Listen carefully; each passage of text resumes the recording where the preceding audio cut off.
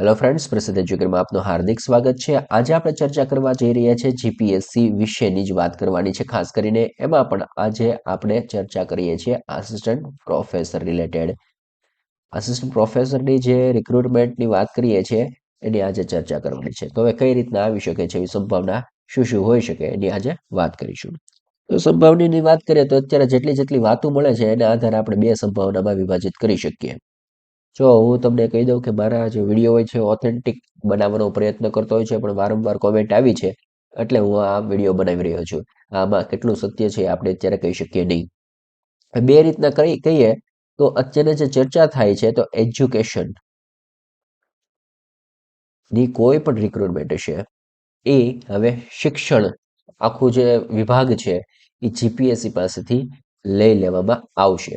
એટલે કે education related કોઈ પણ રિક્રુટમેન્ટ આવશે એ જીપીએસસી દ્વારા પરીક્ષા લેવામાં આવશે નહીં. હવે આટલો આ વાત મળે છે એ મુજબ કહું છું.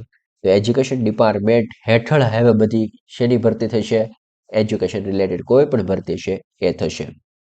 બીજું, તો જીપીએસસી દ્વારા થાય ભરતી અથવા તો કોઈ અન્ય દ્વારા થાય તો બીજી એવી માહિતી મળે છે કે 45,000 રૂપિયા પર મંથ મેક્સિમમ આટલા રૂપિયા મળી શકે એ રીતના એને નોકરીએ રાખવાની વાત છે કોઈ પણ કેન્ડિડેટને. અને દિવાળી આવે તો વેકેશન આવે તો પગાર મળશે નહીં. તો આ કઈ નોકરી થઈ ગઈ? Contract base, contractual. તો કોન્ટ્રાક્ચ્યુઅલ કરવાની વાત મળી રહી છે. આમાં સત્યતા કેટલી છે ખબર નથી. જીપીએસસી હેઠળ હવે એજ્યુકેશનની કોઈ પણ ભરતી છે એ કરવામાં નહીં આવે એવી ચર્ચા થઈ રહી છે.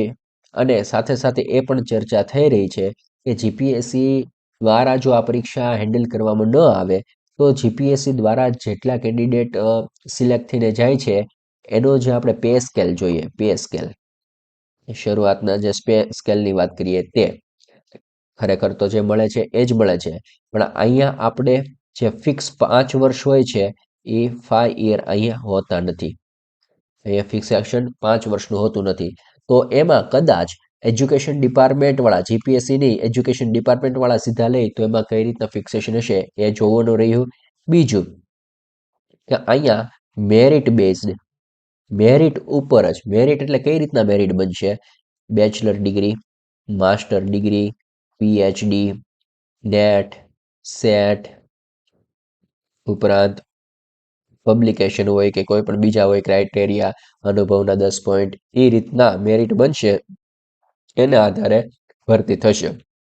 એક્ઝામ લેવામાં નહીં આવે એવું કહેવામાં આવી રહ્યું છે અત્યારના અલગ અલગ સૂત્રો દ્વારા. પણ અહીંયા આ કોઈ પણ માહિતી ઓથેન્ટિક નથી એ હું તમને કહેવા માંગુ છું. આપણી પાસે જેટલા સમાચાર મળે છે એ આ મુજબ મળે છે. અને 2 મહિનામાં રાહુલભાઈ પણ કહે છે વારંવાર કોમેન્ટ કરીને, એ પણ સક્રિય રીતે જાણતા હોય છે. પણ હું તમને એ કહેવા માંગુ છું કે જ્યારે આવશે ત્યારે આપણને ક્લિયર થઈ જશે.